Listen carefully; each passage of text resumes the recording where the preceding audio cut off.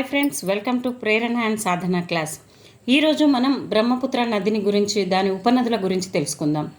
అయితే ఇంతకుముందు గంగా రివర్ గురించి తెలుసుకున్నాం. అలాగే సింధు నది గురించి జేసీ బ్రదర్స్గా క్లూ ఇవ్వడం జరిగింది.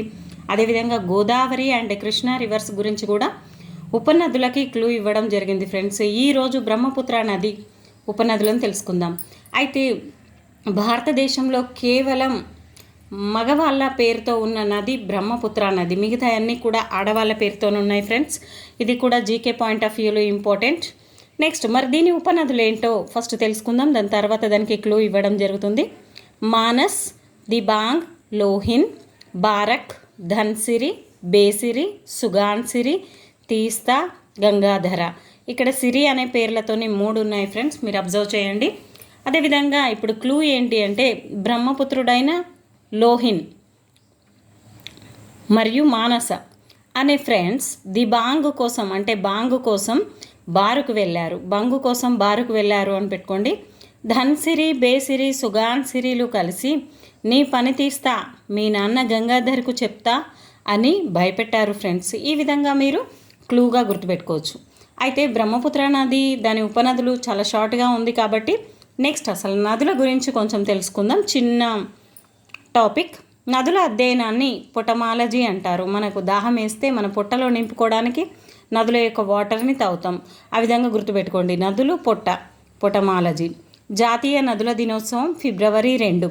అలాగే ప్రపంచ నదుల దినోత్సవం సెప్టెంబర్ 4వ ఆదివారం రోజున జరుపుకుంటాం ఫ్రెండ్స్. అయితే ఇది ఎప్పటి నుంచి అమల్లోనికి వచ్చింది? 2005లో మొదటి ప్రపంచ నదుల దినోత్సవాన్ని ఐక్యరాజ్య సమితి ద్వారా వాటర్ ఫర్ లైఫ్ డికేడ్ని ప్రారంభించిన తర్వాత 2005లో పాటించారు. అటువంటి వేడుక కోసం ప్రతిపాదనను ప్రఖ్యాత కెనేడియన్ నది న్యాయవాది మార్క్ ఏంజల్ ప్రారంభించడం జరిగింది. ఈ దినోత్సవాన్ని ఈ విధంగా మొట్టమొదటిసారిగా మార్క్ ఏంజల్ అనే వ్యక్తి స్టార్ట్ చేయడం జరిగింది ఫ్రెండ్స్. నదులు అంటే చాలా ఇంపార్టెంట్, అందుకని చెప్పేసి గంగా నది కలుషితం అవుతుంది అన్న సందర్భంగా మన నరేంద్ర మోడీ గారు దాని స్వచ్ఛత కోసం, దాన్ని కాపాడడానికి చాలా ప్రయత్నాలు చేయడం జరుగుతుంది. అయితే ఈ నదుల ద్వారానే మనకి యమునా రివర్ ద్వారా తాజ్మహల్, ఎంతో గొప్ప కట్టడమైనటువంటి తాజ్మహల్ పాడవడం జరుగుతుంది. అంటే మనం నదులను ఎంత స్వచ్ఛంగా ఉంచాలి, మనకు అవి ఎంత బాగా ఉపయోగపడతాయి అన్న విషయం ప్రతి ఒక్కరు గమనించాలి. మనం వెళ్ళినప్పుడు కూడా వాటికి ఎంతో కొంత లాభమే చేయాలి, కానీ నష్టం చేయకూడదు. Thank you friends, thank you for giving me this opportunity.